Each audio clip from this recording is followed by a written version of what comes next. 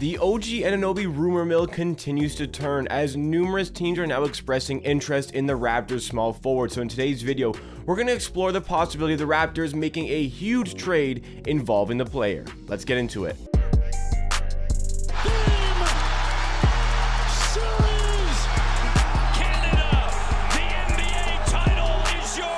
What's going on, NBA and Raptors fans? It's Jacob here, back with Amateur Hour Sports for another Toronto Raptors YouTube video. On this channel, I give you the greatest coverage and analysis on the latest Toronto Raptors news, and I'm going to be doing it all throughout the offseason. So to stay up to date with all that great Raptors content coming your way, you need to be subscribed to the channel and help us on the road to 10,000 subscribers. But our topic for today's video is OG Anunoby yet again, because he is the name all over NBA media, not just Raptors media, NBA media, because there are so many teams now expressing interest in OG Anunoby. Now, we've done a lot of videos about OG, and I've explicitly stated in those videos that I don't imagine there's any real problems with OG Anunoby and the Toronto Raptors. Could OG Anunoby possibly feel like he's not getting the biggest role that he could with the team? Yes, I think that's 100% possible, and because there's so many great offensive weapons on the Raptors starting lineup, it might be difficult for OG to get all the touches that he wants, but nothing that would go to the media, nothing that would distress the player too much, nothing that would worry the team too much. All of these things, as I've said so many times, can be handled internally, but nonetheless, there are a lot of teams expressing interest amid the rumors, and I imagine any sort of report as to OG Anunoby being upset is being stemmed from other teams. So I feel like it kind of started with the Jazz and the Trailblazers having interest in OG Anunoby, and their theory was probably like, oh, he's not getting the biggest role because of Scottie Barnes taking this leap in that first season, so he maybe feels a little bit upset. And then reporters who aren't very good at their job, like Jake Fisher and people who work for Bleacher Report, run with that story too much, and it creates this whole huge narrative. Now, admittedly, I've jumped on all of this with the videos I've done over the last week or so, but I've shut down any sort of report that OG Anunoby is upset just because, looking at the team, looking at the player, like there's no way there's any sort of problem internally within the organization.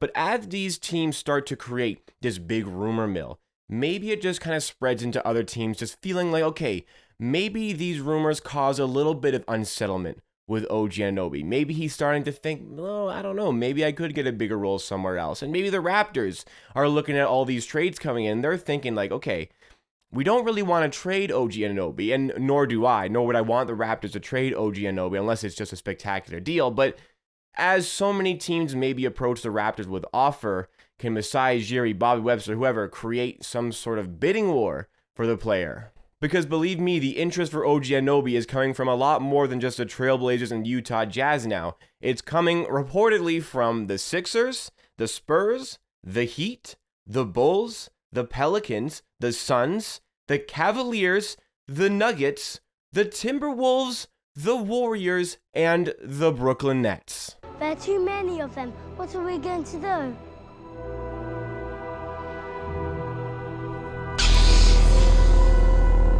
So yeah, a lot of teams want OG Anunoby, and I would say for very good reason. It's a part of the reason why Raptors fans like him so much.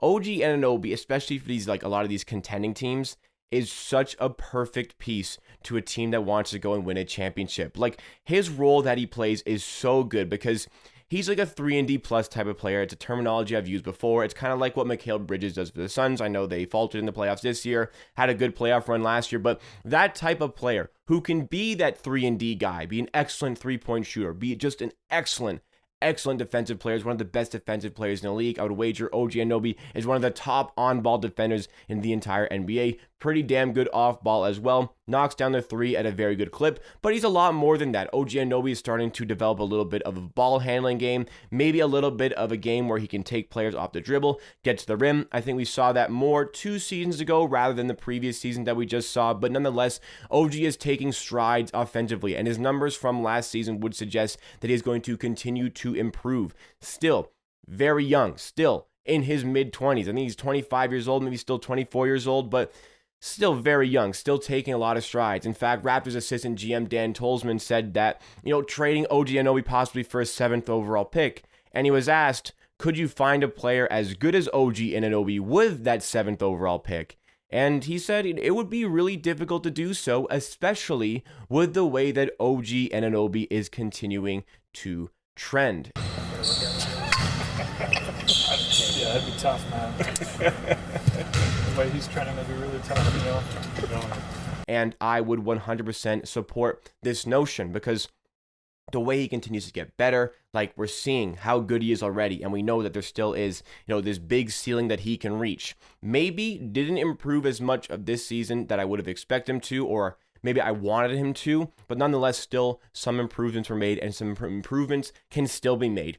If OG Anunoby maybe starts to plateau at about this level, I still don't think that's a bad thing for the Raptors. Like, understanding the type of role that would really help a championship team, being that defensive player, being that off-ball guy on offense, because in reality, OG's handles, they're decent, but they're not good enough. They're definitely not good enough to be like a primary ball handler, like the role that Siakam sometimes take from the forward spot, like Scottie Barnes will sometimes take from the forward spot. That's just not really what OG Anunoby's game is. And if he wants to be a winner, I'm not saying he needs to subdue his role. He needs to take less touches, but I felt like last season he got enough touches. I never felt like he was really neglected offensively. And I think part of the reason why maybe we can't just instill him in a specific role is because of the injuries that have plagued him throughout his entire NBA career so far. And injuries are probably something that Raptors fans are going to have to accept as far as OG Anunoby's career goes. But you don't need to be the main threat to have really good games, especially as we get to the playoffs. Earlier on, when the Raptors were in the playoffs, OG Anunoby, I believe it was game 1 or 2, just exploded offensively. And then maybe in other games in the series,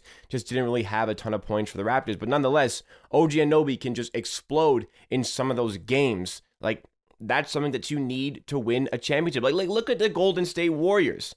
Andrew Wiggins in the finals right now. At the time of recording, when this gets posted, it's 3-2 Warriors. But nonetheless, over the course of the entire playoffs for the Warriors, obviously your main guy is Steph Curry. That's not going to change. Klay Thompson's supposed to be your second guy. Even in the regular season, Jordan Poole might have been the third guy. Andrew Wiggins, like the third or fourth choice on offense.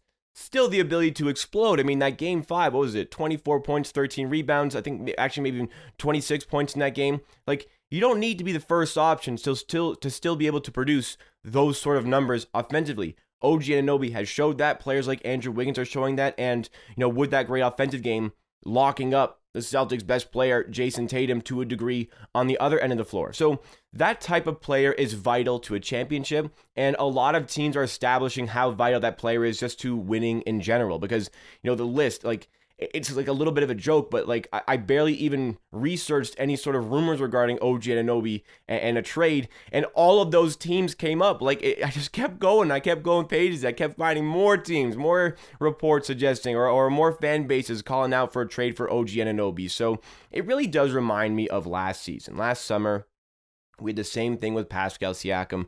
I had to basically spend the entire offseason talking about how the Raptors shouldn't trade Pascal Siakam and how they won't trade Pascal Siakam, more importantly. The Raptors are just not going to do that. And I feel like I'm not as confident in the Raptors not trading OG Anunoby, and I'm not as confident in myself, not wanting to accept possibly a really good trade that comes in for OG Anunoby. But the reality is the Raptors are likely not going to get a return that satisfies them. And believe me, some of the mock trades that I've seen with OG Anunoby involved just are so bad for the Raptors. Like I can't believe somebody with actual credentials in the NBA produced a mock trade like that. Some of the things that I have seen. So I wouldn't expect a trade to happen. In fact, I find it very unlikely. It's other teams trying to cause distress within the Raptors organization to maybe push a trade to happen. The reality is, with this Raptors starting 5, they worked so well together last season, and I believe they will continue to work together next season very well. We won 48 games in a transition season, or some people would say a rebuild season. So what can we accomplish in a season where we actively are going to, understand, like, this is how good we can be? So with that in mind, and with all these core players getting better, and not just getting better, more importantly, getting better together, OG Anunoby does fit within really well what the Raptors want to do, and with what probably any team in the NBA would want to do. Like, that style of player is so important to a team. OG Anunoby is showing that. Other teams showing their interest are also showing that in the players. So overall, I would say the Raptors not looking for a trade as far as, making a splash if a really good offer comes in. I don't think they're going to consider him untouchable. I wouldn't consider him untouchable either at this point. If a really, really good trade comes in, like a contender wants to just get that one piece for the right now, and that's OG Anunoby, they're willing to sacrifice a lot to make that happen, I wouldn't be opposed to doing that. I would have to see what that trade looks like. I would have to see how good it is for the Raptors. I wouldn't rule it out completely, but I fully expect OG to suit up for Raptors on day one of the 2022-2023 season. So what do you make of all this interest in OG Anunoby? Are you worried about it, or do you think OG Anunoby is going to go in the offseason? Let me know your thoughts and opinions and start that discussion in the comments down below, because that is it for me for today. Thank you so much for watching this video. Please drop a like if you did find yourself enjoying along the way. It goes a long way to support the channel by allowing YouTube to recommend this video to more people who might want to see Raptors content on Amateur Hour Sports. If you're new or you're not subscribed yet, please be sure to do so. We are on a road to 10,000 subscribers, and I promise you will not regret it, as we're giving you so much great Raptors content all throughout the offseason and plenty of draft content leading up to the draft. It's like 2 weeks away now. So excited for that, and so excited to give you guys all of that content. Check out our streams on twitch.tv/amateursports. Join our Discord, links in the description for those, and I'll see you again next time for another video.